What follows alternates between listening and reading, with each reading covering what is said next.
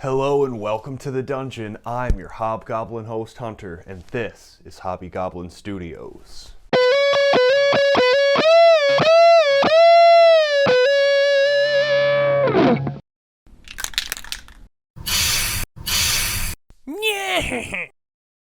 Welcome back for the fifth and final day of the SoulBlight Painting Challenge. So far this week I've painted up a box of skeletons, a squad of fellbats, 3 of my blood knights, and made an awesome base for my vampire lord. Today we're going to be taking on the granddaddy of the new SoulBlight releases, or should I say the mother of all SoulBlight releases. That's right, because today I'm going to be showing you guys how to paint Lauka, the mother of nightmares. This is an amazing kit and it looks super good, and I'm really excited to show you guys how I do this. We're going to be focusing on painting the pale, dead flesh, and then we're going to be taking another look at how to do red armor. So let's stop chatting about it and hop right on in. It's also been a little while since I've painted a model of this size without using an airbrush, so we're going to give that a go as well. Since I'm not going to be using my airbrush here, I primed this ahead of time with a black spray can, and I skipped the zenithal prime. The first thing I want to work on now is the dead flesh. So I'm going to start by base coating it all with a mixture of Dark Reaper and Administratum Gray. The Dark Reaper is a grayish purpled color, which is going to give us a nice cold tone in our dead flesh. But I also want it to be fairly pale, so I'm going to mix in the lighter gray. While I'm doing this step, notice that I'm using a fairly big brush. A lot of miniature painters can get caught up in using the smallest brush possible, but this is a lot of space to cover, so I'm going to use something a little more sizable. I always make sure to use the largest brush I feel that I can control in any given space. The only reason I'm not using a bigger brush here is because I didn't have one on hand. After the first base coat is applied, I'm going to go back in with pure Dark Reaper on the areas where the hide would be thicker and therefore darker. This would be areas like the feet, the ends of the fingers, the tail, and the membrane of the wings. Notice I'm still using my big brush here. I'm going to get as much mileage out of this thing as I can. Now that the base coat is applied, it's time to start highlighting. This is also where I'm going to switch to a smaller brush for more control. Here I'm going to be using pure Administratum Gray. I'm going to thin it down to about a glaze consistency. Then I'm just going to take it and follow the tops of all the muscle structures, making sure to pull my brush from the shadow areas towards the highest highlight. This is because the area that you finish your brush stroke is where the most paint is going to be deposited. You'll also notice that in a few places I'm going to clean my brush off, get it slightly damp, and then feather out the ends of the highlights. This is because colors like gray or white can be tricky to properly glaze. So just keep an eye on your highlights and feather out any edges that look a little rough.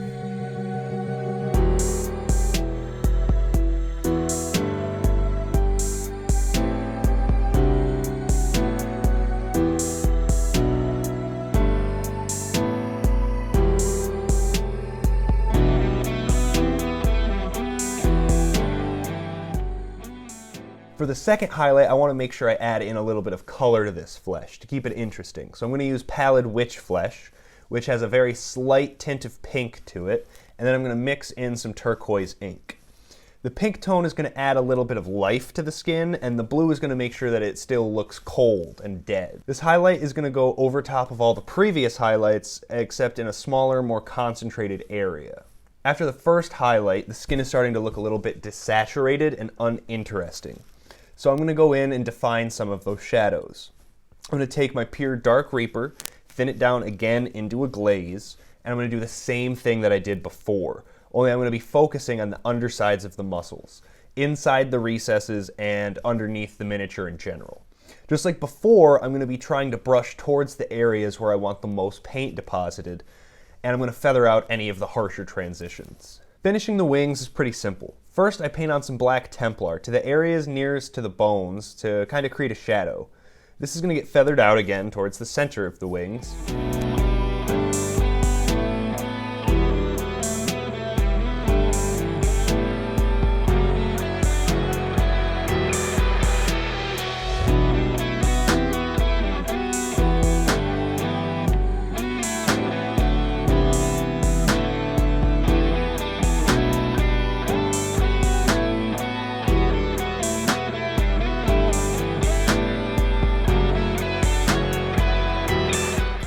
And then once I finish that, I'm going to thin down some of my turquoise ink from earlier and begin to glaze that into the central areas of the wings. The goal here is to have a smooth transition from nearly black through a desaturated purple and up to a fairly saturated green-blue color.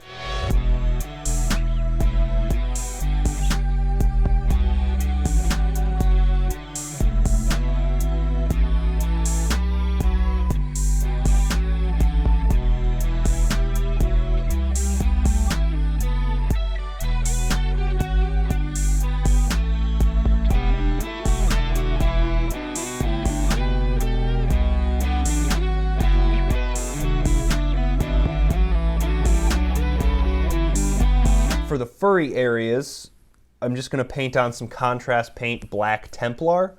This is going to really darken down the fur and still show some of the purple tones through it.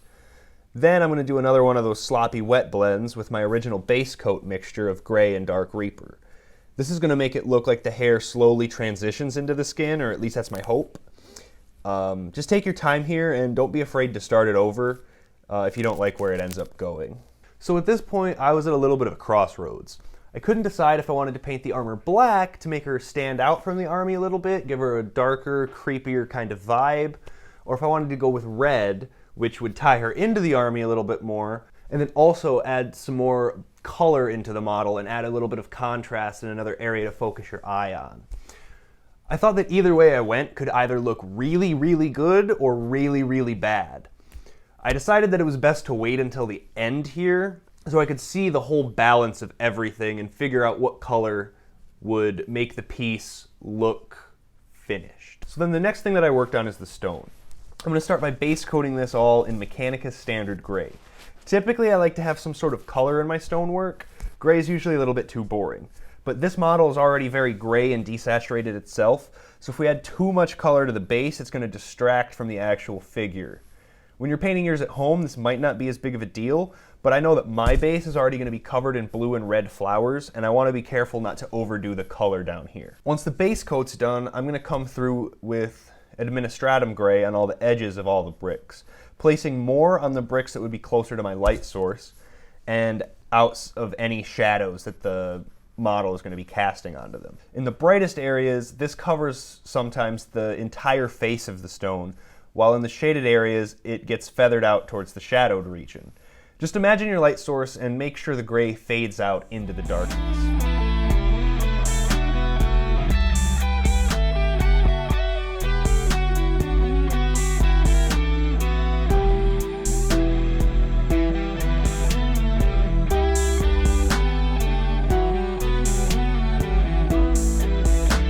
After that, I'm going to paint some black into the backs and bottoms of each stone, again placing more on the stones that would be in shadow and less on the ones that would be in my light source. This again gets feathered out towards the highlight.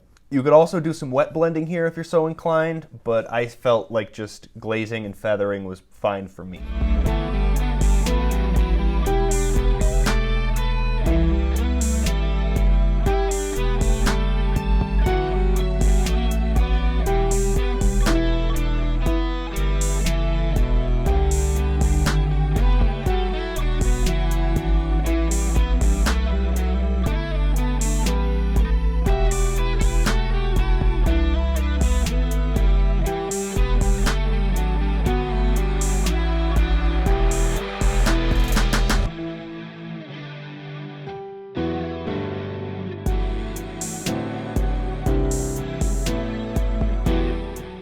One more highlight of Wraithbone gets dotted onto the brightest bricks.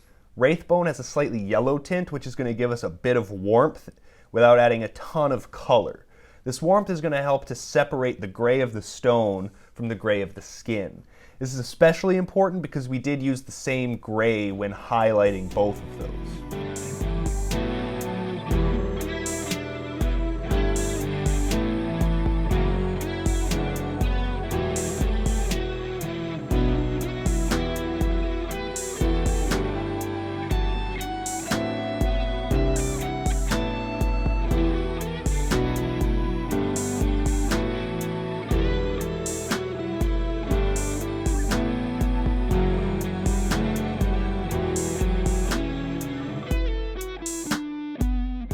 So like I said, I wanted to see how everything looks before I'm deciding on the color of the armor here. So I'm going to start with my base. I want to use most, if not all, of the elements from the other bases in my army to really make each unit look like it belongs with her. So just like on the Blood Knights and the Bats, I'm going to sculpt some cobblestones onto the bases.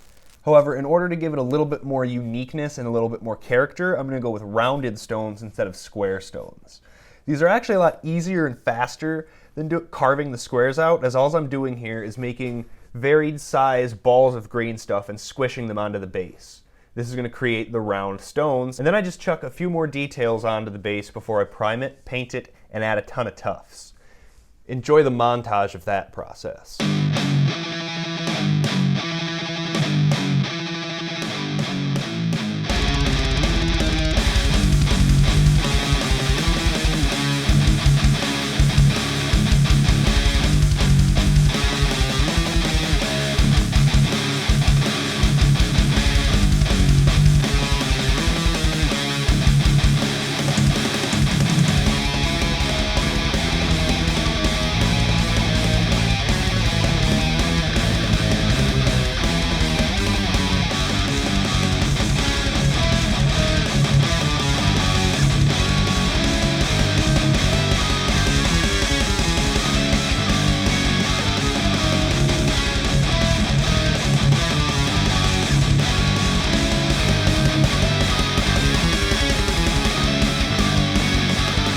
So with the basing done, I can finally see the color balance of the entire piece here. So black armor would give her a really dark and fierce kind of aesthetic. However, with all the colors on my base, my eye gets distracted and I want to focus on the base and not the model. And that's not something that I want with a piece like this. Red armor, on the other hand, is going to pop and add contrast. It's going to pull your eye up the model. It's also going to add some balance because there's a bit of red on the base. So if we have red higher up, it's going to feel like it belongs a little bit more. With that decision out of the way, I'm going to start slapping down some Barrack Nar Burgundy all over the armor. This is just a deep purplish red color that's going to be perfect for our shadows.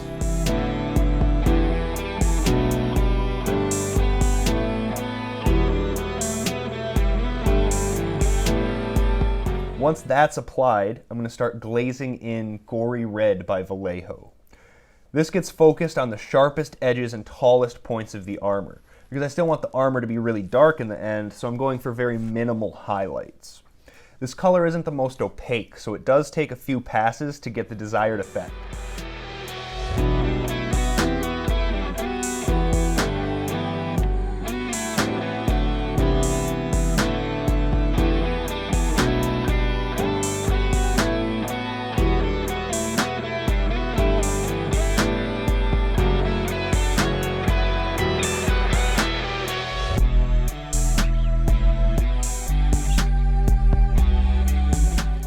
And once that's done, I do the exact same thing with Mephiston Red, all the while making sure to leave most of the purple untouched, so we have nice, full shadows.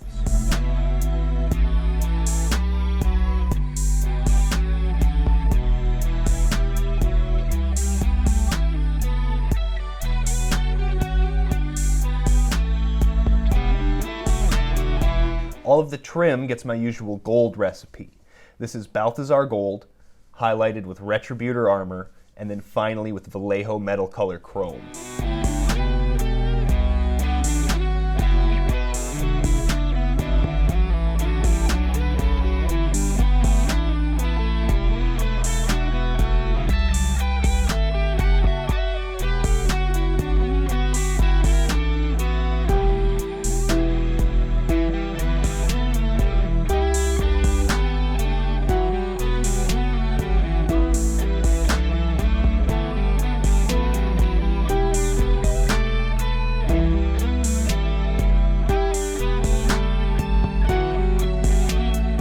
There's a few bits of armor that have this fang or claw motif, and those I will paint with chrome. But that's all that they're going to get.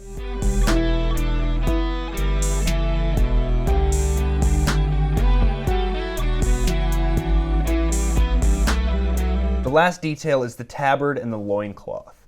These I'm just going to base coat with the same burgundy that we did the armor, but we're going to highlight them a little bit differently. The first highlight, I'm just going to mix in a little bit of white, and then trace that over the folds and edges of the fabrics.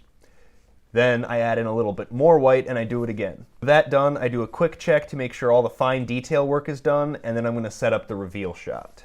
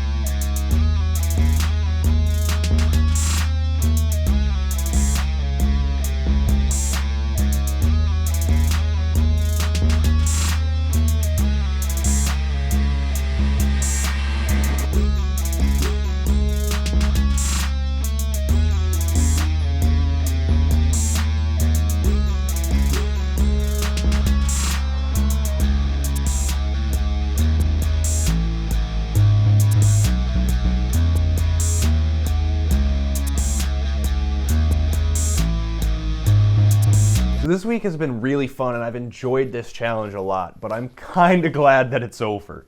There's definitely a reason that most creative YouTubers post once a week. The time constraints of painting something every day and still having to edit and upload that video were a stress that I haven't felt in my entire time painting, even as a commission painter. But I have learned quite a few tricks that I haven't used before to speed up the process and create interesting paint jobs, so that was pretty cool. I also learned a few tricks on how to edit videos faster, but I hope I won't be needing to use most of them anytime soon. Thank you guys so much for coming along this journey with me, and if you're just here for the terrain builds, don't worry, we're going back to that next week. I'm going to be showing you guys how to use the white bubbly EPS packaging styrofoam for terrain. Usually people use XPS foam, the insulation, but a lot of people, that can be something hard to get a hold of. So I've been playing around with the packaging styrofoam, and I think I've come up with some pretty cool stuff. There's also going to be a couple other little neat tips and tricks in there, so make sure you come back next Friday to see that. Anyway, until next time, guys, keep on crafting.